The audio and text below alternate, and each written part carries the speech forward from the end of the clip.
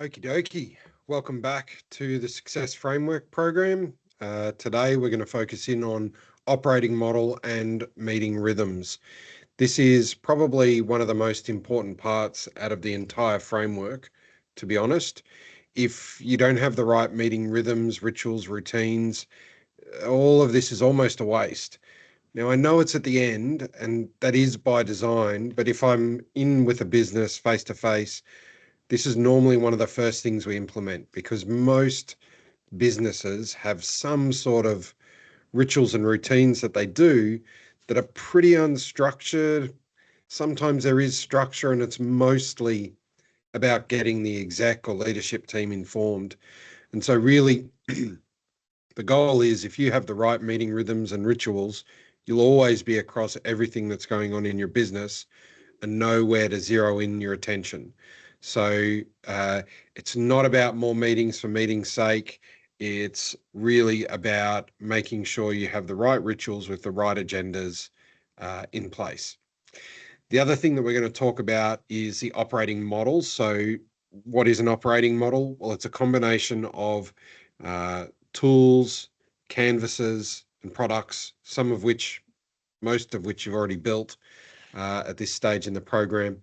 It's about using those to facilitate and ensure the smooth operations of your business, be that onboarding people, bring people into the company, advertising what it is that's great about your place, things like that, or it could be about showing people career progression within the organization. So without much more blabbering on, let's get into it. So your operating model is going to be made up of the canvases we've just spent however long working together to figure out. If you've been going through this, maybe you've done it in a couple of weeks, a couple of days. If we're working face to face, maybe they're all finished in a couple of weeks, maybe 6-week sprint, whatever. But you have all your canvases, which essentially simply communicate key components of your business. We're then going to talk about growth tools. This is absolutely not my stuff. This is the best in the business. You've probably seen some of their ads recently using ScoreUp, but that's the Gazelles Scaling Up growth tools. So I'll reference a couple of key growth tools that are worth checking out, going to their website, download the templates, get really curious and interested, and I'll definitely be suggesting you get their book. Operating success models. So the OSM, this is about defining all the things that make your business unique and special, underpinned what makes a business successful. And it's actually individual investment into yourself. And that could be yourself as a leader, or it could be the selves of the individuals within the business. And then meeting rhythm, which I've banged on about already. So I won't labor on this. Success framework, bunch of tools and canvases, growth tools, the Gazelles Scaling Up growth tools, OSM, operating success model. I'll take you through everything right now.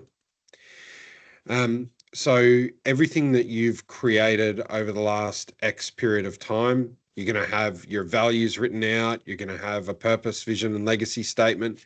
That stuff should be somewhere visible throughout your business. There should be no ambiguity about your direction and what's most important to you. And I'd also hope that you've implemented the living values processes. So if you've implemented the living values processes, you should be starting to get data from people within your business. Once we set up the meeting rhythms, then you'll be in a position to better collect that data, create focus on living values. Brand, you'll have a brand canvas, which should be able to inform any copy and content that you're writing as part of business operations. We've completed the marketing component, so you know a lot about your market, you know where you're going.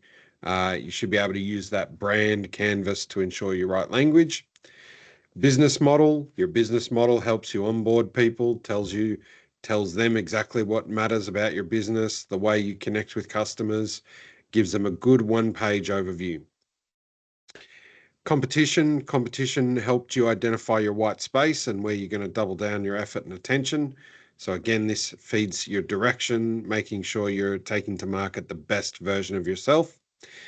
Value proposition, we went through the value proposition canvases, figured out your pains and gains, pain relievers, gain creators, all that sort of good stuff for your core customers. So we have a really great understanding of why you're in business and what you're here to do under the strategy pillar. Planning, we figured out your 10-year, 5-year, 3-year, 12-month and quarterly goals. All of those are connected right back to your strategy and your why, your analysis. So by setting up your goals in that way, you have a straight line to why you're in business and the legacy you're going to leave behind, the goals that you're going to achieve.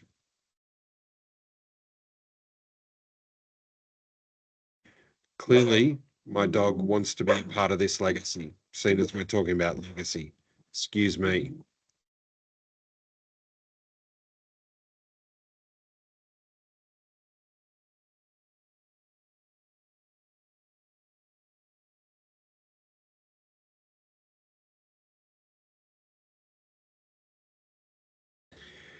That's definitely staying in because I think that'll be a funny story at some future moment. All right. Once we did your goals, we also figured out the strategies and tactics that you would use to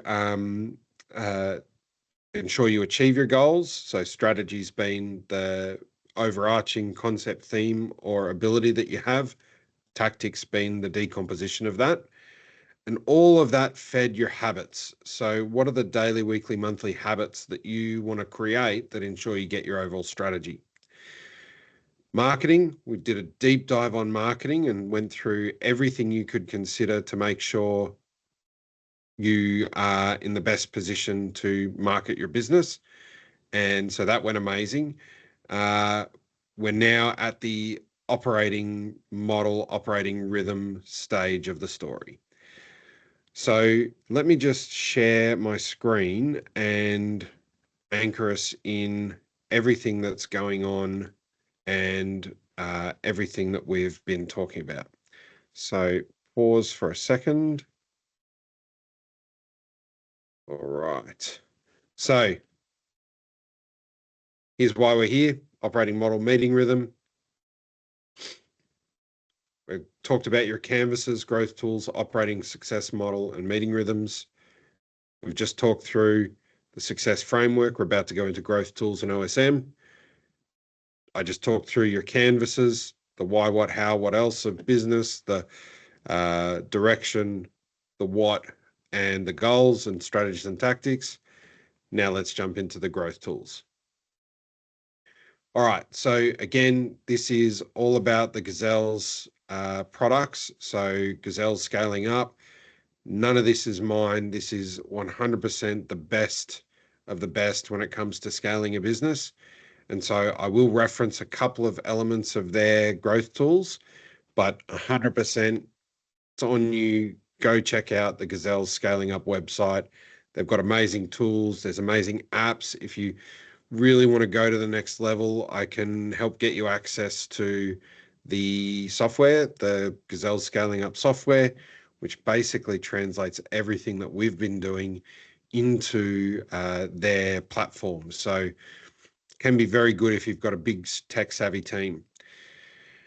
I've focused on people for the areas that I've brought up today, the strategy stuff, execution stuff, cash stuff, definitely something worth checking out.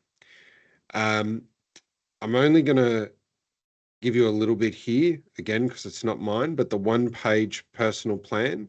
This is all about individuals coming up with a plan. You should use this if you have nothing else or no other processes, or you're not using the success framework for your staff, then giving them this OPPP is a really great way of giving them some way to set a direction. And again, highly suggest it's worthwhile helping individuals figure out their direction within your business. The next one is the functional accountability chart. And yes, good pick up for all of those comments and feedbacks about the why. Face chart, this is when it comes to setting up your business and having a chance to grow, one of the premise that got many of you to this moment is that you are the founder or leader within a business. You have very little capacity because you spend all your time doing all the things. This tool is one of the ways you can leverage your time back. Basically, this is about identifying who has the right functional roles within the business. It's about getting stuff off the founder's plate. So this one, I think if you take anything out of all of the Gazelles stuff, do this one based on what brought you to the Success Framework course, because this will distribute roles and responsibilities, make other people accountable, and give you some of that time back and give some people a chance to step up.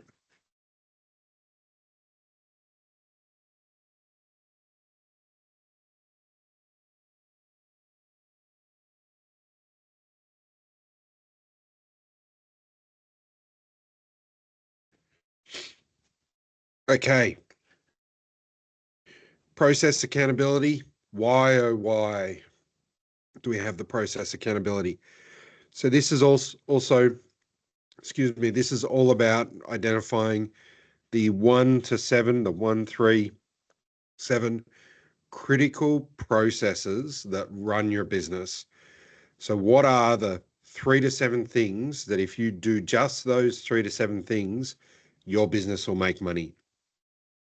Once you identify those processes, you make sure you're really clear on who's accountable, what the process is. So yes, give it a name, but also model it out and model out the process, because that'll help with onboarding and training and all that sort of stuff.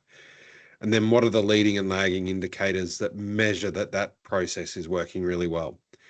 Many of you by now have figured out that, or I might have mentioned that I have a business analyst background, process modeling, all that sort of stuff.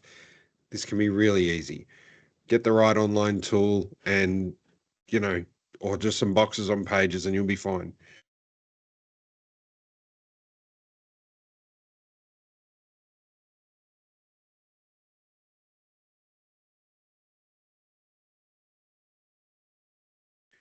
Okie doke. The last one is all about company alignment. And so this is the Rockefeller Habits Checklist. Super not clear on the screen. I get that. I accept it. Go check out the Gazelles School and Scaling Up tools. Basically, this is all about making sure your executive team is aligned. We'll use this or a version of this when we set up the meeting rhythms.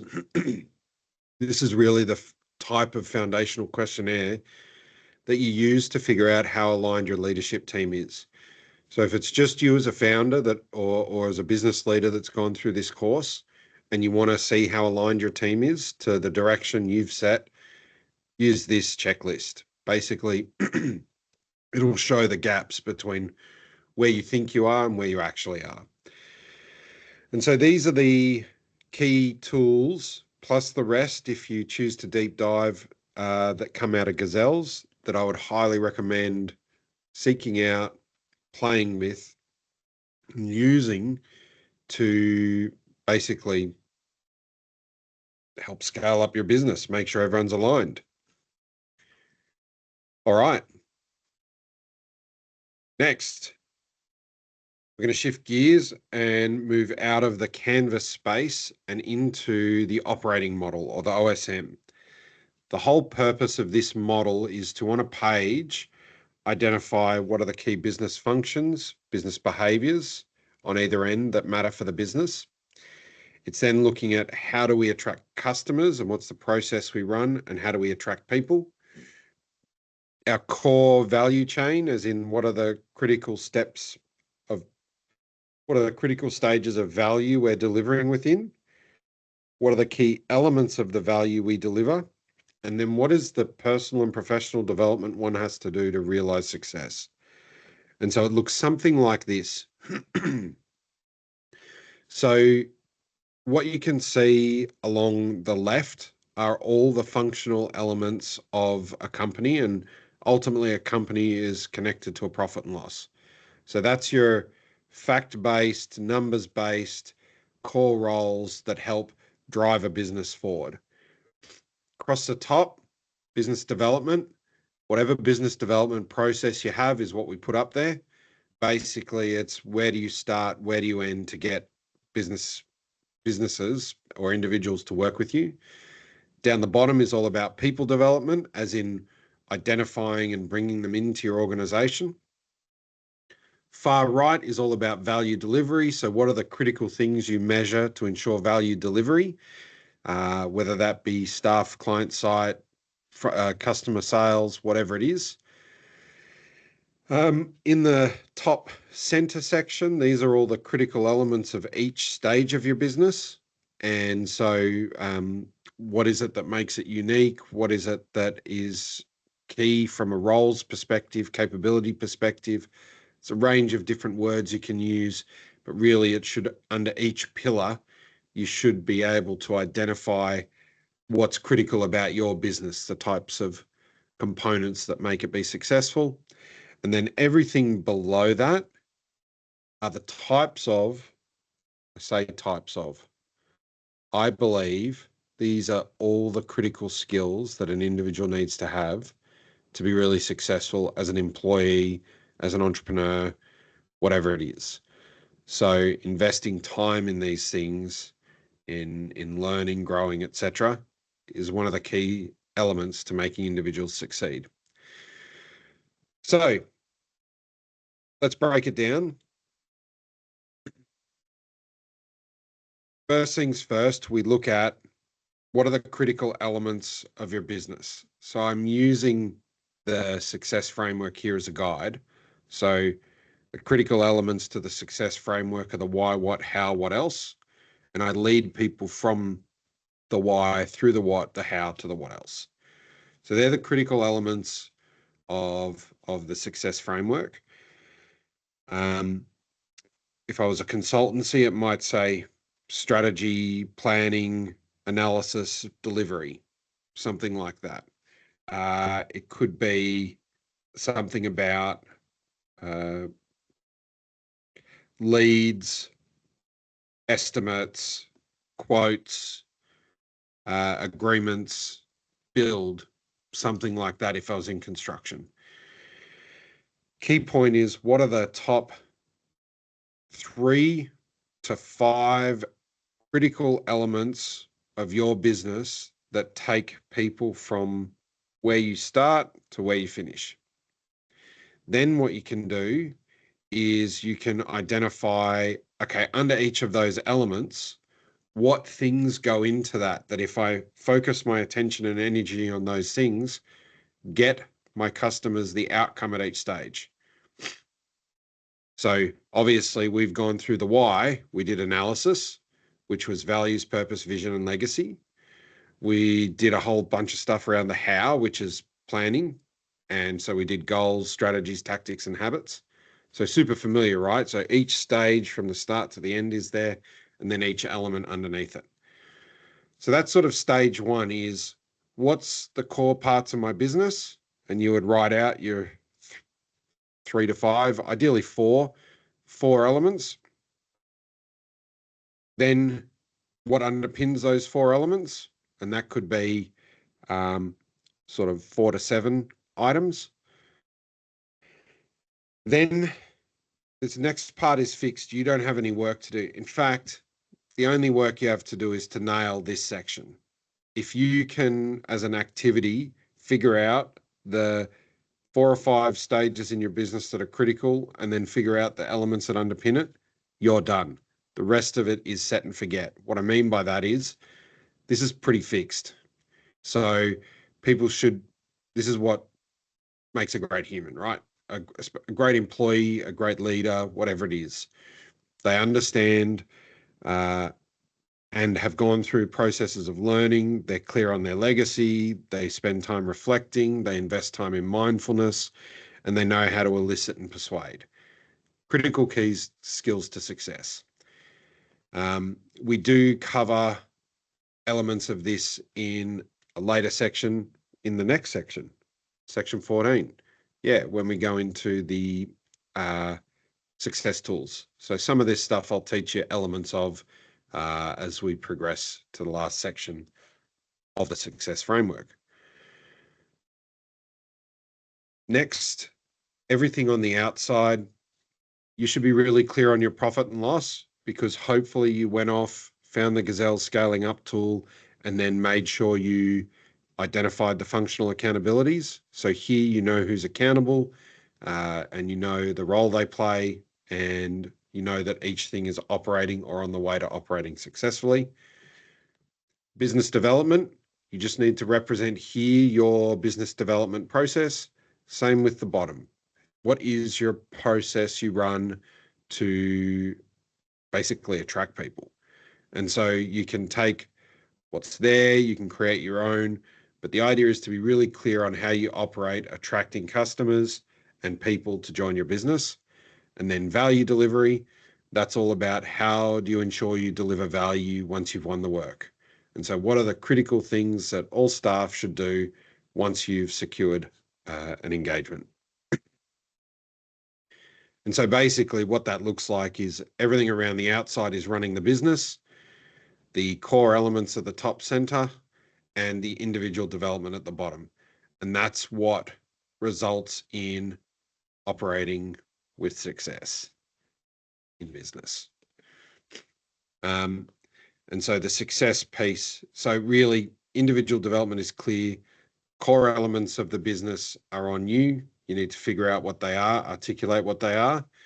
Then running a business, again, implement things like the success framework, use the Gazelles tools. All of that should feed your progress. Now, is that it for the OSM? No. The other part to the OSM is about facilitating the career development of people. So you can use this as a measure when you're interviewing someone to figure out where they fit within the business, or you can use it as a guide to help people choose new pathways within your organization. So I'll show you what I mean. For example, if I'm talking about the success framework, CEO, senior executive might be a critical role, coach is a critical role, trainer is a critical role. And so I can use the roles that are in my business, whether they be 4, 3, 7, whatever, as an overlay across the center. Now people are clear on the different roles within the business. Now, if I'm looking at a trainer, what are the critical skills I would expect a trainer would have invested time in? From a personal development perspective, I might expect that they've spent a lot of time learning, that they have some idea about their direction, they have some idea about setting goals and being clear there. Maybe they have a meditative practice, something like that. They have some skills in elicitation and persuasion. And so based on my business, those are the types of things I might look for in an individual to know that I can use them as a trainer. And with that personal development, I know that there's a good chance I can use them to be able to teach values, purpose, communication skills, etc. So if I was interviewing someone, I'm looking for how does this individual align to my business? Do they have any of these abilities? Have they invested any of these times? If you remember the values process, the other thing that I'm also looking, listening, and eliciting for is what are their core values and how aligned are they to our business? So between the OSM and the values, you're in a really good position to do hiring for gaps, if you know your gaps, hiring for highly aligned skills and individuals, and values aligned people. The other thing that you can do is, let's say someone is a trainer and they want to become a coach, well, you can start to articulate what are the key areas that they need to develop to be able to transition into a coach. And so this is how you can begin teaching people how to grow within the business. And so you might have their current skills highlighted. You might then have the skills they need to acquire highlighted, so they know exactly where they need to invest their attention to be able to get the next level within the business. I hope that makes sense. This one can be very easy, but I appreciate that I have an architectural mind. I get obsessed with boxes on pages to help me understand stuff. So I understand if people want to reach out, ask questions about this. And if you want templates, I have a whole bunch of templates that I can make available and either give people access to or sell them or whatever that'll get you going. I'm a big fan of being able to do something manually. So if you can do it with Post-it notes first or boxes on pages or a whiteboard, that's where you should start. Take a photo of it, use it as a bloody whiteboard, do it on a whiteboard. You're better off being able to do it physically before you worry about using software or templates. So that way you actually understand it. I think you get it, but I'm happy to help if people have questions and they want access to tools. So the extreme of this is you would expect someone that runs the company has experience applying all elements. Now, I'm not saying they're an expert in everything. I'm saying people should have touched everything and experienced it. At minimum, worked directly with someone that's doing it to observe it. The whole, mastery mirror neurons thing. But ideally, someone should have touched each part of this to be able to say they have an awareness of it. And that's where depth and shading can be used if you want to differentiate. I have a couple of client examples that I can give in a sort of closed session for those people that want to look at it and see how that might apply. And that's the OSM, that's the operating success model. You use it to define how your business operates, the key elements of your business. You use it to identify someone that you want to onboard, skill set, and how they fit into your business. And you use it to help people identify what they need to collect to move up within the business. That's the OSM. All right. Last little bit. Meeting rhythm. Super easy part. Easy to say, harder to do. Most value out of everything that we've talked about. If you just skimmed over everything in the success framework, had the why piece, if you have a clear direction, I'm pretty confident most businesses will scale if they just do this. And so basically, let me bring up just something that helps. Okie doke, here we go. So really it's about what do I do daily, weekly, monthly, quarterly, annually, and how does that align to my overall strategy? And so getting this right is key, in my opinion, to ensuring a consistent and complete focus on your strategy, because it's all about executing.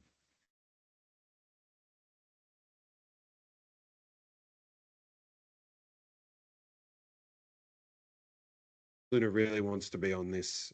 She thinks, again, that meeting rhythms are important. And they are. So I appreciate her reinforcing it. So daily, what do you do daily? What do you do weekly? What do you do monthly, quarterly, and annually? At a highest level, there are some key themes across all of the meeting agendas. And it is about agenda. It's about time boxing your rituals and not deviating from that until you have the habit. Build the habit first, build the boundaries first before you worry about changing it. So just use the process as outlined before you worry about changing it. So some high level agenda items that are always consistent, good news. People are always sharing some sort of good news about the business, about themselves, about what they're doing. We spend some time on brain dumping what's up. We always close with who will do what when, and making sure that we're all clear around how we solve the next steps. We also make sure we always end knowing exactly when the next event is. So if we're doing a daily, now, total candid, unless you're like running agile project management, safe scaled agile framework, Kanban processes, unless, what am I trying to say? I don't always start with the daily rituals. In fact, most of my clients aren't doing the daily ritual because they're too busy hustling, because they're small, medium enterprises, right? Even the large ones, even the $500 million businesses, they don't have the capacity. I've yet to see them execute the daily. I've done it in a couple of businesses that I was in before I started my own, and it can work. And sometimes it's about setting up a digital process. So using Teams or something like that. What is it? Slack. It can work. I have experienced it working.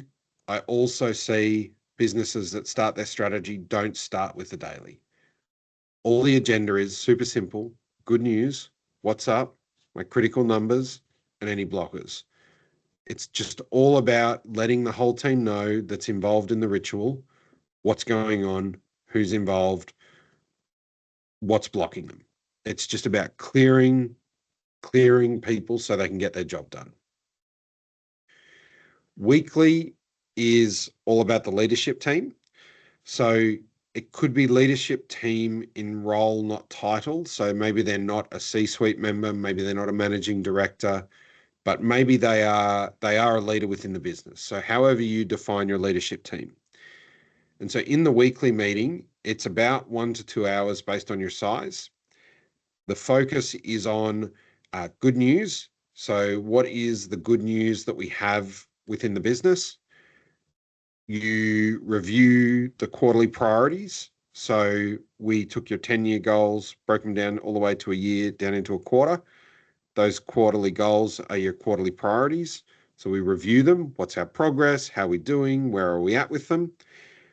The next agenda item is we do customer employee feedback. This is where you can collect your stories about lived values. This is where you can get a sense of what staff are saying within the business, and where you can hear about good or bad customer feedback, which might result in some jobs to do. Next, we do feedback. So what are the 1 to 2 things that we have to solve today? It's all about solving it. As leaders, you don't want to leave problems that you can solve in 30 minutes to 40 minutes unsolved. So as a team, you identify what's the 1 to 2 things, figure out what the main priority is, and then solve that problem as a team. Once you've solved it, you do the who will do what by when, and you do your one phrase close. One phrase close is just about putting a bow on your meeting and just making sure everyone summarizes what was good about the meeting, what they got from it, something they take away. And so that's the weekly meeting. Monthly meeting, excuse me, leadership team only. It's 2 to 8 hours. And the objective is for the leadership team to learn more about the business and solve tactical problems together. The agenda, so the MD or CEO, whoever is the senior leader available and participating, does the introduction. Everyone goes around, shares good news. You review progress on quarterly priorities, because it's the first, second, or third month. Quarterly priorities should be getting close to done, some of them. Then you identify through discussion what are the top 3 critical issues. And it's all about identifying and unpacking those top 3 critical issues and solving them. So you might pick 1 to solve, 2 to solve, or you might take the third to break it down and turn it into some goals that are achieved over the next couple of weeks. Then have open discussion about the business, where it's going, values, etc. Finalize any outcomes, who, what, when, where, and then do your one phrase close. The quarterly meeting, this is sort of a 4 to 8 hour meeting, depending on size of the company. This is about reviewing the quarter that was. So it's looking at what you did achieve and then look at strategic issues. So instead of focusing on tactics, this is looking up and out. So maybe there's a shift in the market, maybe there's a new AI product, maybe there's staff attraction, retention issues, customer attraction, retention issues. So you look at strategic issues and then you set the next quarter's priorities. The agenda looks like good news, actions from the previous meeting, review the previous quarter. How do we go with our goals? How do we go with our progress? Any critical numbers or key metrics? We review it. The next thing you do is you look at the top 2 to 3 strategic areas. Excuse me.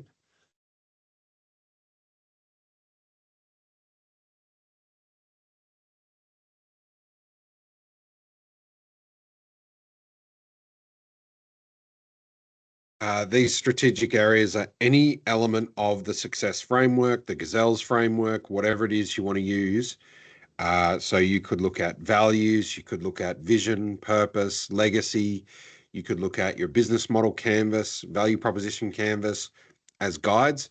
The point is you want to pick 2 to 3 strategic areas to focus your attention and energy on and make sure they're refined, they're representative of the leadership team in the business and have you going in the right direction. Finally, set the next quarter's prioritize. Finalize. Set the next quarter's priorities. Finalize outcomes. So who'll do what by when? One phrase close. And that's your quarterly meeting done. The final meeting is your annual meeting, and it's sort of like a day to 2 days, a combination of the leadership team and the whole company. And it's all about reviewing, refining, and aligning on why, what, and how the business is here. So here's your chance to do good news. Roles and responsibilities. Make sure your functional accountability chart is right. Validate the direction, the why of the business. Is everyone still aligned? Do we believe in that vision? Review and update the operating model. Maybe there's been changes in roles. Maybe people have developed. Celebrate those developments and bring people up in across whatever's happening. Review and update the 3 to 5 year goals. So we took your legacy, vision, mission, all that sort of stuff. We created your 10 years, 3 to 5 year, 12-month quarterly goals. It's now time to look at your 3 to 5 year goals, see how you're progressing towards them, pick what you want to focus on for the next 12 months. Review your financial performance. So that should be an open conversation with everyone. Reset your 1 year priorities and targets. So take that 3 to 5 year analysis and set your 1 year goals, priorities. Identify any critical numbers that you want to measure. So that could be leading or lagging indicators. And then you set the quarter 1 priorities. So normally people do it around either end of calendar or end of financial year. And then you set your next quarter's priorities. So that way you can start back at the start of the meeting rituals. Finalize outcomes, who'll do what by when, one phrase close. And that's the meeting rhythms in a nutshell.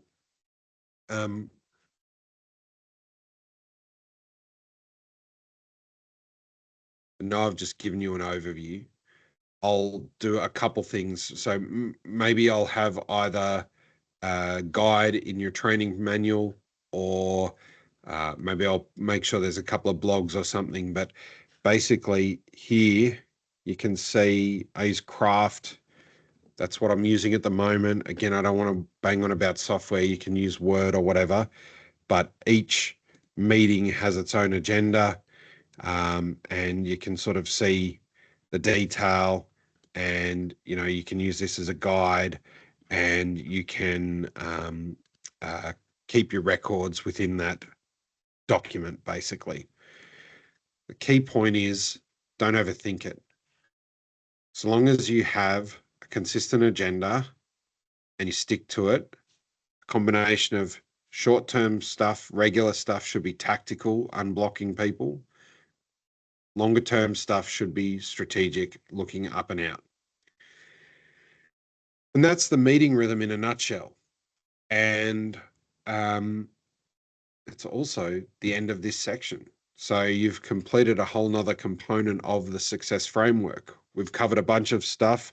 We've looked at the meeting rhythms. We've talked about the operating model, the Gazelles canvases, and reflected on all the canvases that you have created that go into operating your business.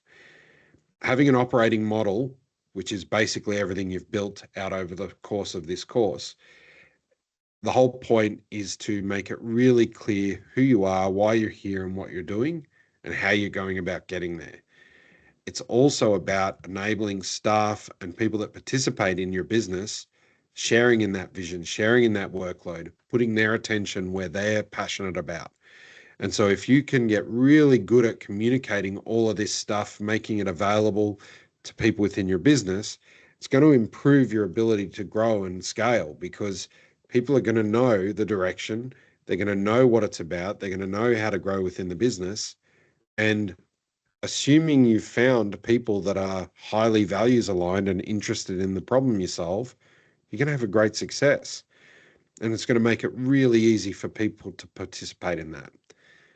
And so that's the operating model.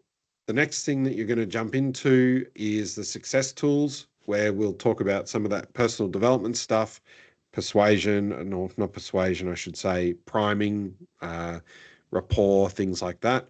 Should be a really good session, and I hope you got a lot of value out of this. I know for me, it was all just about solving my own problem, which is what are the right documents, artifacts, and rituals that make it really clear and easy what the business is about. And so, yeah, I hope you enjoyed this session. I will see you in the success tools. Thank you very much. Yeah, I'm still here. I'll stop recording. Have a great day.